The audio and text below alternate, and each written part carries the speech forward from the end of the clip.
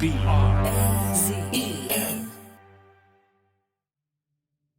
So I'll take you back to 2017.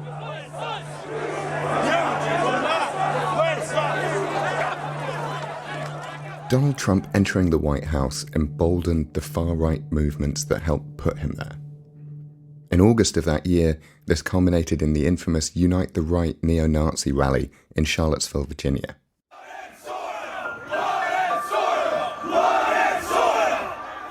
Hundreds of marchers carried torches and chanted before fights broke out near a statue of Thomas Jefferson. Tonight at 11 o'clock, violence in Charlottesville, Virginia, as a white nationalist rally spirals out of control. A group of white nationalists held a torch-lit rally in downtown Charlottesville Saturday, 2 months after an Ohio man allegedly killed a woman when he... Remember when I said communities like furries are bellwethers for the rest of society? The digital far right had been rising in American politics long before Trump, back in the 2010s. And the furry community experienced its own version of this shift. Patch Fur describes what was born out of that, the alt-furry movement. There's a fringe which are, they're basically aligned with the same alt-right phenomenon, the same thing that came out at Charlottesville.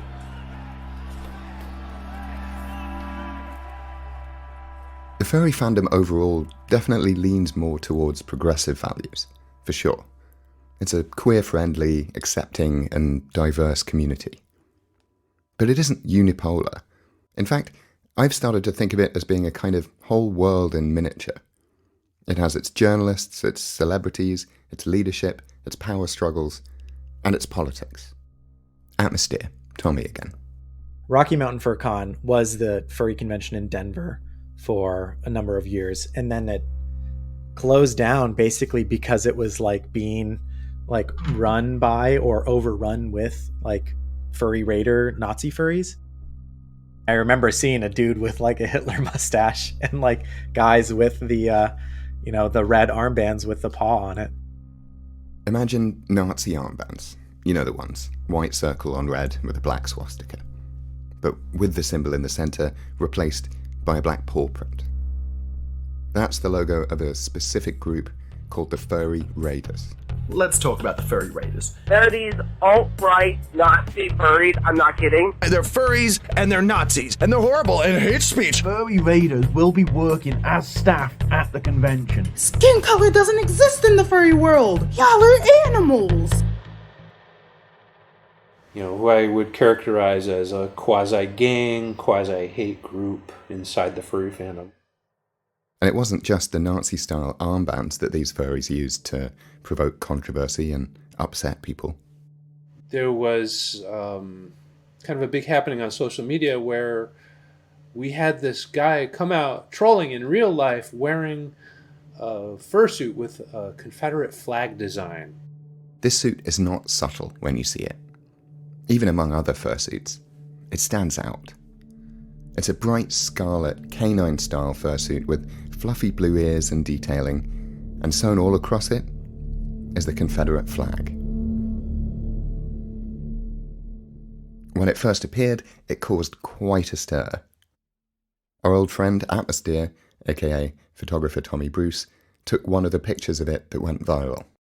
But I remember certainly I tweeted a picture of the Confederate flag fursuit. I tweeted like, "Racism is alive and well at the furry convention."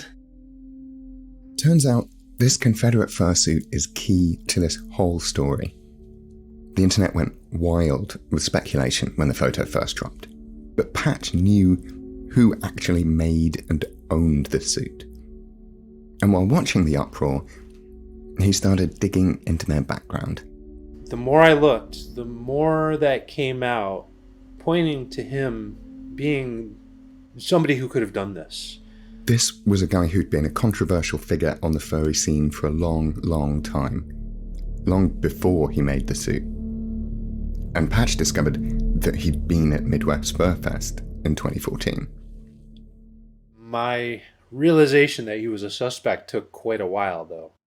Patch started to find more connections and began building his case. And let's go ahead and say the name of the suspect we're talking about. Robert Sochkowski. From Brazen, this is Fur and Loathing. I'm Nicky Wolf. Episode 3. Pawstikas.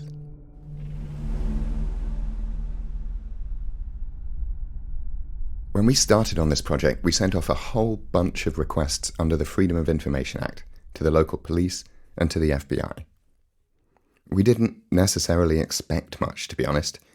FOIA is a complicated beast. The laws differ state by state, federal is a whole other thing, and there are all kinds of weird rules and exceptions. You can often get tied up for months or even years trying to squeeze the documents you want out of an agency or state force. It's been a wild ride, has it not, Arnav? Yeah, no, it really has. I want to introduce our incredible researchers, Lucy and Arnav. When I get back from Midwest Fur Fest 2023, I hop on a call with Lucy and Arnav to get caught back up with the investigation. Because this time, we actually got a treasure trove of documents back. I think we spent, hours and hours. It's all I can think about. I wake up and I'm just thinking about the documents. Yeah, I can say very proudly some of the most interesting research that I've ever done. And also just trying to uncover information about some of the suspects and everything. Like, we found things that we never expected to find, and we're really excited to share with you some big reveals. The documents are wild. Some of them, especially the ones from the Rosemont police, are fairly comprehensively redacted, but not all of them. So we can't necessarily specifically say the FBI have done a poor job at redacting, because we don't know, but someone has done a very poor job at redacting, which is amazing for us. We'd thought that the authorities had just kind of dropped the investigation. That's certainly what most of the furries think, especially because no one was ever charged. It's certainly what Patch thinks. But these new documents show that behind the scenes, the police and the FBI had put a whole load more resources into this than anyone, Patch included, had previously thought. The Rosemont police did a really detailed investigation of this attack. It's undoubtedly they put a huge amount of resources, used loads of different police to interview witnesses, potential suspects, people from all around, so local taxi companies. They interviewed a whole bunch of people who worked at Home Depot and places that might sell chlorine powder. They interviewed local businesses who might have security footage. They extensively interviewed all the staff at the hotels. That's not to say they did a great job. These documents confirm what Patch told us about the screw up with the evidence. And it was very important evidence. So basically, when they took samples of the chlorine powder, one of the significant things about this was that they also noticed on the walls there was a yellow liquid. So if you just dropped a jug of chlorine powder and it had exploded, it shouldn't leave that kind of residue. So they took samples of this, and then there was an error with the equipment. And so those samples then became unviable, so they weren't able to establish what they were. One big new piece of information in the documents is that right after the gas attack at 3 p.m. on the Sunday, the cops got a call, a tip-off. They were given a name, Robert Sochkowski, the Confederate fursuiter. He was linked to the Furry Raiders, the group with the Pawstika armbands, the furries that like to troll and provoke people at conventions.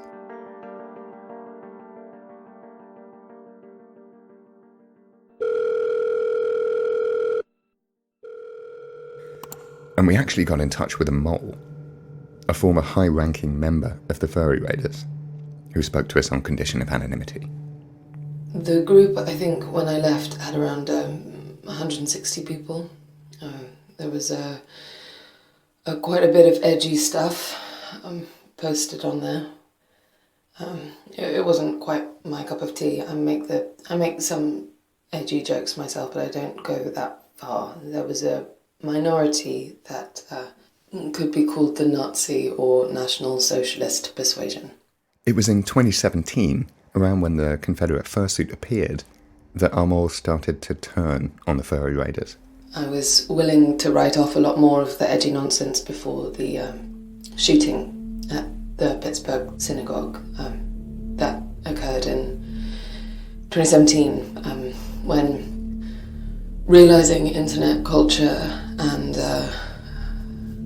come into be materialised in terms of deeds, that was not pleasant. This insider knew Suchkowski a bit too back in the day. The few occasions I spoke to him, he struck me as a bit deranged. What do you mean by deranged? Deranged in that the conversation was very odd, contrived, seemed paranoid. The evidence starts to pile up. We find a blog post from just after the 2014 attack where Suchkowski says, "Something happened. It was unique. If the world didn't know about furries before, they will now, and the first thing they think of won't be about sex." Then there's his job. He worked at a water park, like a resort in Wisconsin. He would have had access to as much pool chemicals as he could have asked for. He speaks about understanding the how chlorine can be used to create like a gas. You know, he has an understanding of that. He worked. So, within hours of the chlorine gas attack, the cops had their lead suspect, and they got a subpoena for Suchkowski's fingerprints. They then traveled to Wisconsin, and so this was a team of a couple FBI agents and somebody from the Rosemont Police Department, and they interviewed Suchkowski. So it does seem like they were sort of like very, very confident about this at the very beginning. We do some internet sleuthing, and it turns out he's got a big digital trail. I've managed to track down another one of Suchkowski's YouTube channels, and there is what I can only describe as the most alarming video I've ever watched in my life. It's genuinely the stuff of nightmares. He's dressed up as a clown with like a traffic cone on his head, and he's just like screaming at the camera about Justin Bieber. And it honestly, like, we both watched it and it both made us feel a bit ill. It was really scary. You know, there's been all this crap going on about Justin Bieber lately. Let me tell you something. If you were that age and you had that kind of money, so what if he wants to run around being an asshole? So what? You know, I used to do that stuff. I'm going to describe what I'm seeing here. There's like plush toys piled everywhere. He's wearing a like children's birthday clown outfit, sunglasses, and then, as you say, a traffic cone on his head. I don't understand why in this country we have to worry about Obama kicking people out. You know something? You thought, oh, the old Justin Bieber was bad. You people don't do nothing but bitch. It's not fucking fair. It's America, the land of the free and the home of the brave. Leave him. Don't fuck with Justin Bieber, okay? Don't fuck with him. If you've ever taken ayahuasca and then watched The Ring, that is roughly the experience that would be. That is a good description. The police had been building a psychological profile on Suchkowski. And now, so are we. At least for the first year after the attack, they were sort of continuing to follow up on the lead. And, they put together this analysis of his behavior. It's almost like it's called a threat analysis, an interview. The threat analysis says that, quote, the offender most likely had attended previous MWFF conventions, which resulted in his familiarity with the convention, the festivities, the hotel, and the participants. Quote, the time and energy spent by the offender are considered illustrative of the offender's commitment to the attack. The chemicals used during the attack are not native to the surrounding area, nor are they available in the vicinity. That means the device was pre-prepared. They do try and get inside of his mind. They actually warn the FBI agents who are on the case to sort of keep some distance from him, not re-interview him another time, partly because he could, if he considers it harassment, that might open them up to sort of legal problems. They considered him actively dangerous. They don't explicitly say that, But they do talk about potential for him to do something else. There's tons of circumstantial evidence pointing to Suchkowski. And the more we learn about him, the more it seems like he fits. And clearly, the authorities felt the same. For a bit. So we set to work tracking down what we can on Suchkowski, look into his background, and try and figure out where he's at today. And there's still the big question of motive. Why would he attack other furries like this? But Lucy and Arnav found something else in the FOIA docs too. Something very unexpected indeed. Something that turns our investigation completely on its head. We'll be back after this.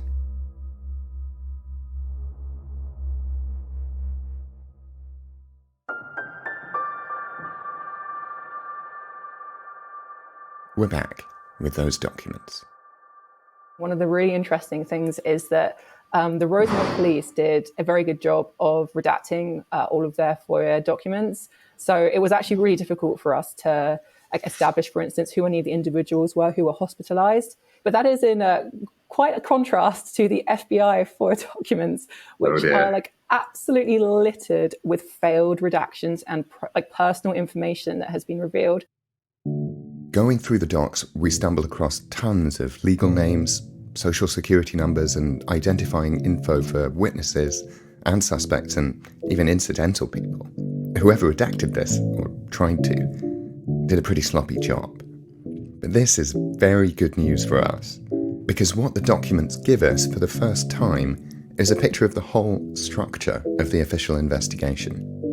The authorities made their first push towards Suchkowski in 2014, within 48 hours of the attack. But then they also did, the FBI and Rosemont Police did additional investigations in 2016, 2017, and 2019. This also goes directly against what Patch and I initially thought, that the investigation fizzled out quickly. We now know they kept working on it for years. But after 2019, it seems to die off. And Lucy and Arnav have a theory as to why. So this, and 2019 would have been at the end of the statute of limitations. So I think that was their last-ditch effort to find a suspect. And what you'll be very excited to discover is that that suspect was not our main suspect. It was someone different. What? I am totally floored by this. I've been obsessed with this case for years, but I've never heard mention of a second suspect. And nor has Patch. Nor, in fact, has anyone outside of the cops. So this is so huge. This is a complete plot twist. Oh man, this is so amazing. We were hoping you were going to be surprised. The documents, they do say that he was interviewed in December 2014, not long after Suchkowski was. More importantly, Lucy tells me that in 2019, in what we think was their final push before the statute of limitations ran out, the police and the FBI went out to interview this other suspect again. The 2019 interviews are extremely detailed, and it comes across very much that the FBI are not convinced that the suspect is telling the truth. So a little bit more about him, but this guy said that he had a very strong fursona. He also has a predilection for dressing up as World War I German and Japanese officers. He has a very good understanding of chlorine to be used as a weapon because of these reenactments. So he talked about all the different gases and weapons like Cyclone B that were used in the First World War. Right. And he also, his father worked at a chemical factory, and he used to go to work with his dad when he was a kid, and go to. So he has a good understanding of the science behind it. In the documents, he describes himself as an asshole who's had various falling outs with other furries. He told the investigators that was because he was straight. He also told them he had a reputation for being tough. Other character witnesses interviewed by the authorities in the documents describe him as, quote, strange, weird but smart, and not all mentally there. He's definitely got like a strong personality, but what makes this interesting is that the alibi he provides is not massively strong. This suspect actually gave the cops a few different alibis. In his first interview with police, he said he was visiting his nephew during the weekend of MFF. But later on, he told them he was busy taking care of his injured dad. And the FBI don't seem to have challenged him on the fact that his alibi is different. So I don't even know if the FBI read the initial interview or whether they know something that we don't know. But basically, you know, he's saying in one point that he was at his nephew's house, and at another point that he was at his father's house. And here's where that piss-poor redaction helps us out again. One of the redaction fails is that the FBI or the police forgot to redact his license plate. So we do have his license plate. We've already looked into whether we can run that. I called an old former CIA friend of mine. He runs the plates, no dice. But there are more clues in the documents. Just breadcrumbs. But they give us a starting point. The suspect is a male. He drives a white Ford van. When he was interviewed in 2014, the documents say it took place in a house in Westville, Oklahoma, and the document mentions it was blue. Our last clue is that his nephew told the FBI that when the suspect wasn't at home, he can often be found at Bud's tire shop. So, we get to work. Lucy found a Facebook page for Bub's tire shop, which doesn't have an address listed, but there is a number. I call, not expecting much, but someone actually picks up the phone. And I was like, where are you guys? Because the Facebook page, and he was like, we're on West 62, which is Highway 62. It runs right through the middle of Westville. Now it's time to get creative. I hop onto Google Street View and find Highway 62. Street View has historical pictures. There's snapshots from 2008, 2014, 2016, 2022, and 2023. I'm clicking up and down the highway and simultaneously clicking back in time. I'm looking for anything that looks like it could be Bub's tire shop. So I went to where there was a place roughly where the tire shop was that had a pickup truck full of tires in 2014. So I was like, sort of a house, there's a bunch of old cars outside, pickup truck full of tires. Could be a tire shop, right? So I started having a look around for a blue house. We spotted a couple. Westville isn't a big town, but this is a tricky job. I'm poring over all the pictures, zooming in until they blur out, almost trying to peer into the windows. What kind of house would our suspect live in? Then I pull up short. I do a literal double take, because I've seen something. In fact, I can barely believe my eyes right now. I call Lucy, Arnav, and my producer Max. I'm almost bursting with excitement. There's another van, a minivan, and I'm going to send you a picture of it right now. Tell me what you see. Looking at a white van from Westville, Oklahoma. It looks like it was taken in March 2014. Is that a paw decal in the rear window? Damn fucking right it is. In the window of the Ford minivan is a paw print sticker. Jackpot. The other thing that house has is a Confederate flag. Oh, God. Oh, shit. And so we thought, all right, what if this is our house? I also, I saw that paw print and I was like, ooh, a little shiver down the spine. So we have an address. Then Arnav at 1 a.m. takes the baton and goes full super sleuth. The first thing we did was we looked up, it's pretty easy, especially in the US, to find out who lives where, the residents for a particular address. We found 4 residents for this address. Arnav runs the names through a public records database, which brings up the name of the previous homeowner. It belonged to somebody called Boyd Kincaid. we did a public record search on Boyd Kincaid. This man is 82 years old, but Boyd Kincaid, he shared an address, a P.O. box actually, in Arkansas, where he had lived for a period of time with somebody else called Caleb Kincaid, which I assume is his son. Caleb Kincaid. Caleb Kincaid had a phone number listed in public records. That phone number, I Googled it, hoping something would come up. This hobby beer brewing community website shows up. Arnav found the number was connected to a local hobby beer brewing group, and that group is called Furry Brewers. So then I realized this is the guy. To confirm, Arnav cross-referenced the name against people interviewed or associated with the Oklahoma suspect in the FOIA docs, and came up with a whole bunch of hits. We found him.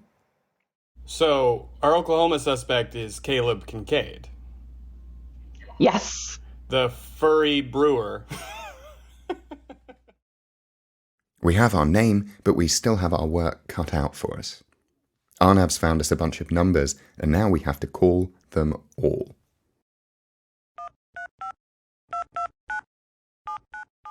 Eventually, one of the numbers we found is linked to a Telegram account, but the bio says, "Proud furry. You don't like it? Bite me." So I send a message, and the next day he replies, "I got time." I said I was free, but there was no further response. My hopes aren't that high. I still don't even know for sure if this is Caleb Kincaid. But then...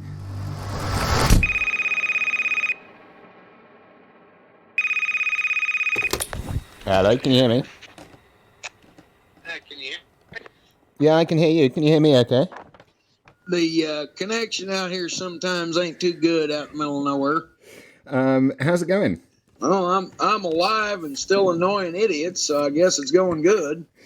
Is Jaeger your Fursona? Are you still in the furry community? Yeah, I'm still in the fandom, and it's actually Jaeger Joachim Adolphus Stein. I try to steer the conversation towards our investigation.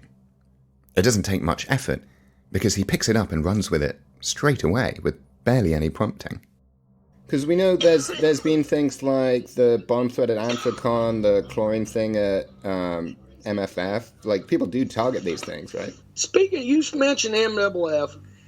I had some scumbag in the fandom, I don't know who it was, told the FBI that was my involvement. I had FBI show up at my house. This is our guy, the FBI's most recent suspect, Caleb Kincaid. Planning a little kind of road trip around the States to talk to as many furries as possible. Is there a chance that we might be able to come meet you and come along to the con? Would that be... All I'm waiting on is my boss to hire an extra truck driver so I don't have to be stuck in this dump truck 24/7. And if I get that cleared, then yeah. And remind me, you're in Oklahoma, right? Yeah. So if we figure out our... Just cross the border. So if we figure out our road trip and then set up and we can come hang with you for a bit? Yeah, of course. Awesome. So, we're going to Oklahoma. That's next time on Fur and Loathing.